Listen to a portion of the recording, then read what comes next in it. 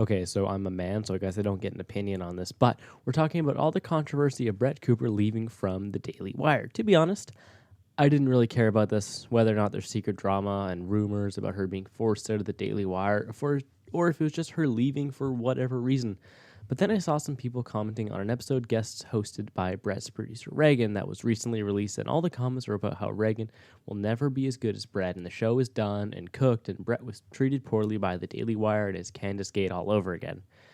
And actually, not the event, but the backlash is what surprised me about this, and that's what I want to talk about.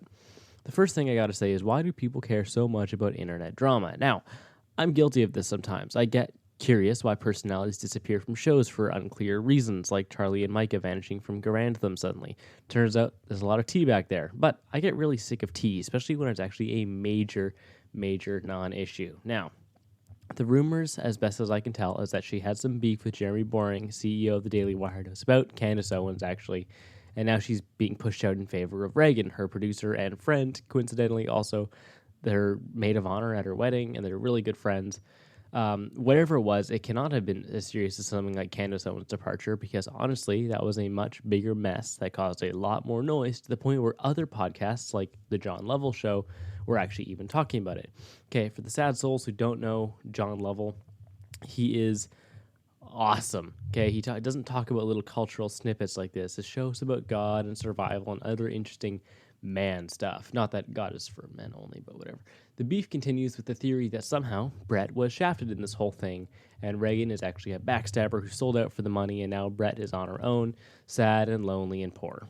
It seems like people are a bit too worked up by this possibility, with some seriously nasty comments going after Reagan, saying she'll never be Brett Cooper and the show is so fake and corporate without Brett. And all these people are longing for their Brett Cooper fix, and if they are, no need to fret, because she still has her regular socials, and now she has a new YouTube channel. Funny enough, at Brett Cooper on YouTube was taken by some man, presumably named Brett Cooper, so she has the next best thing, at B Brett Cooper. Actually, that naming scheme reminds me of the username that a furry, asexual, lesbian, they, he chick who's dating a man used in Minecraft that I knew. Long story, moving on. Going hand in hand with this is people reading into things. It's one thing when Brett removes the comment section YouTube channel from her link from her Instagram, which is a pretty easy thing to read, but it's also a bit ridiculous to analyze the 3 most recent posts from producer Reagan that Brett hasn't liked. So obviously, Brett hates Reagan. I have a hard time believing that there's now no love between the two, because while Brett is removing all traces of Reagan from her Instagram, Reagan, who doesn't often post, still has a picture with Brett on there. At least she did at the time of writing, though she has a link to the YouTube section, comment section YouTube channel. I'm a little tired, team, sorry. I don't know how long that link has been there, but it's there. Do with that what you will. Microphone readjustment. Fixed. Okay. Now, from what we know with producer Reagan, they have been together for a long time. I think since Scheller was no longer the producer on the comment section.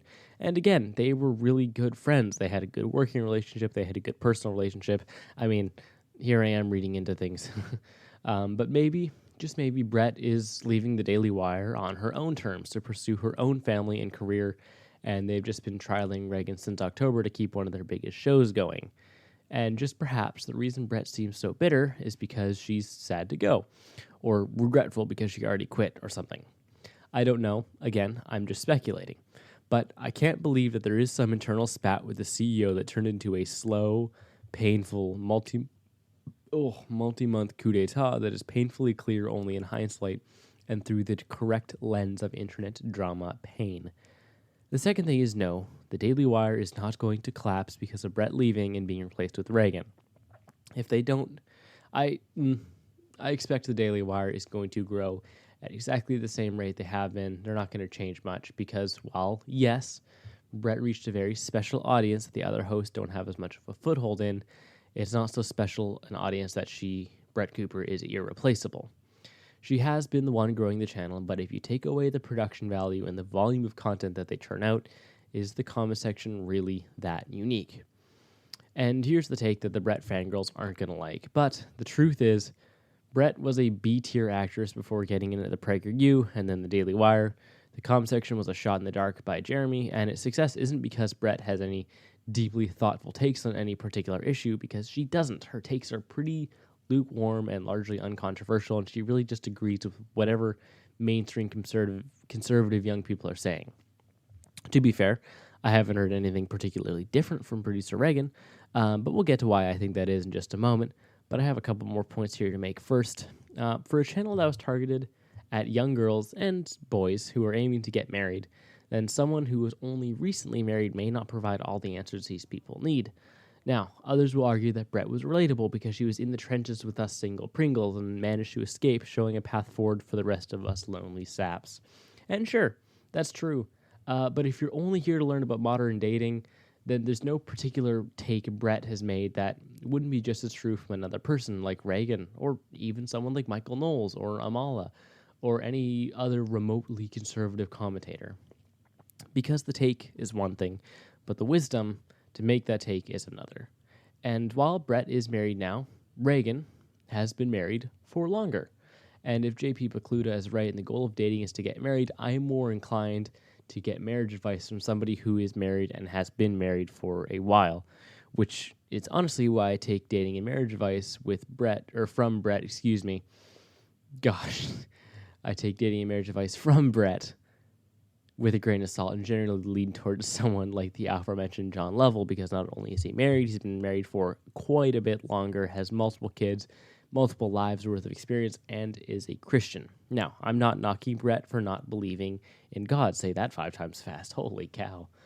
In the same way that I don't knock Michael Knowles, or I don't care that Michael Knowles, I actually do care a little bit that Michael Knowles is Catholic, it's kind of annoying, or I don't really care that Ben Shapiro is Jewish, or that Jordan Peterson has a hard time defining the word believe, much less who exactly this God character is. But as a Christian myself, I feel more akin to but that was so cringe. What am I doing out here? As a Christian myself, I feel more akin to other believers who can speak to culture from the viewpoint of the Bible. In fact, my personal appeal to Brett Cooper was the fact that she simply talked about culture, not particularly Christian perspective, and not a overly deep take, or not openly or overtly political. But generally, I liked that she talked about culture, and I felt I could stay up to date on what was happening in the world outside the politisphere and understand them from a conservative, not Christian, but conservative viewpoint.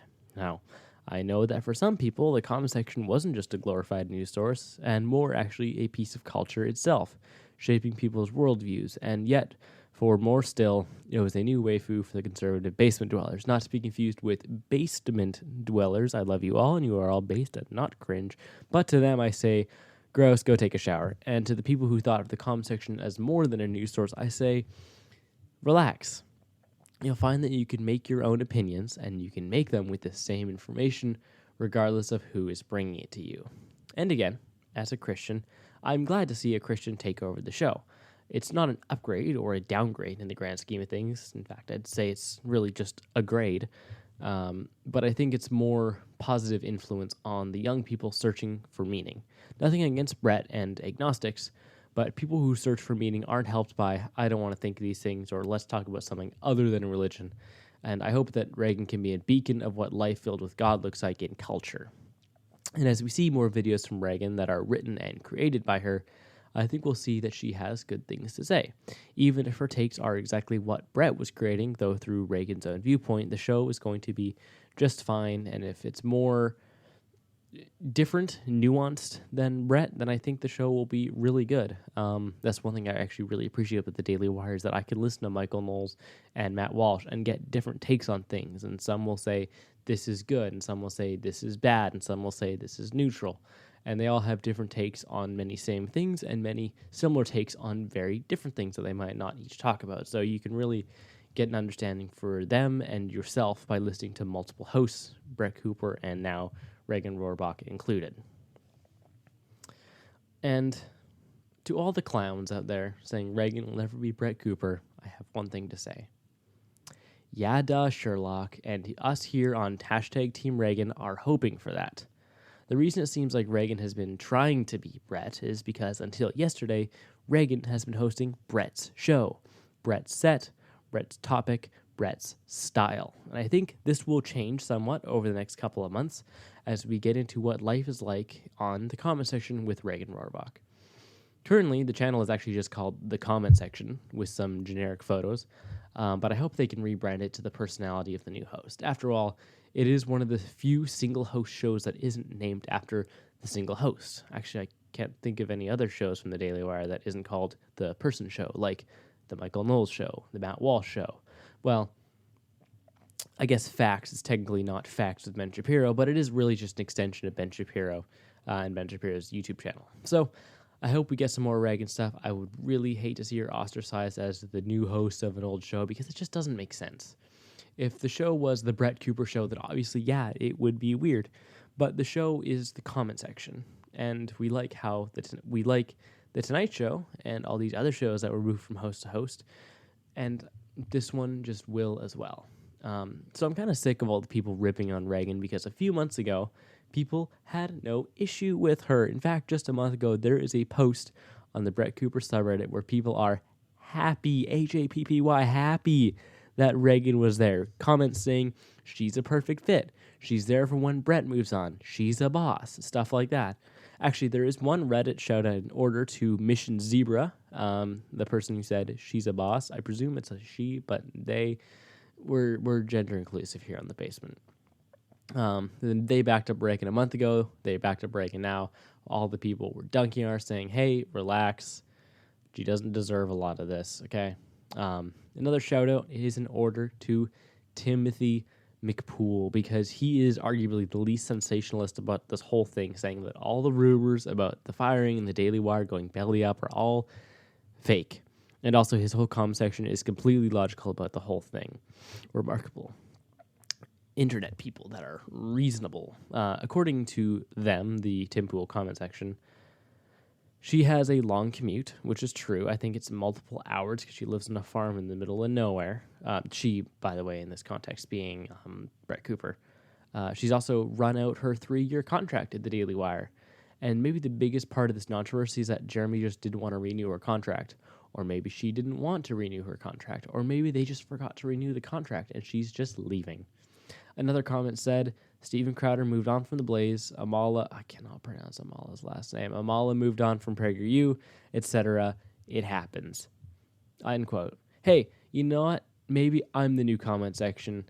Not to mention that her husband, Alex, is pretty private, and maybe he doesn't want his wife in the conservative public eye, a position known for bringing death threats on the people in it, and sometimes, if you're running for president, actual assassination attempts. And I would completely understand if he wants to keep his new family out of the spotlight and maybe, safer. So, again, all of this is largely speculative. Come to your own conclusions on your own, but for goodness sake, please don't base your personality on this issue. And the biggest takeaway from all this is we need to go show producer Reagan some love on her new full-time gig. Congratulations, Reagan. Also, Jeremy Boarding, if you're watching this, then please pick up The Basement. I would love all that Daily Wire, sweet, sweet Daily Wire money. Tim Pool has a really good video on this. I would encourage everyone who made it this far into this video to go listen to him for about 31 more minutes of interesting talk on this. Also backed up with facts and knowledge from running a multi-million-dollar media company that I don't have. Here in the basement, we're making no money, so that's kind of pain. Anyways, that's all I got for today's Basement episode. I felt inspired by all that hate, and I penned a masterpiece. No need to thank me. But please, you can thank me by going to Spotify and give us a review and a follow and subscribe on YouTube for more based goodness. And if you guys engage with the videos, I actually get guest hosts in here sometimes, and then we can have more good times, hot takes, and whatever other stuff we do. And hey, who knows? Maybe one of them will replace me in 2 months.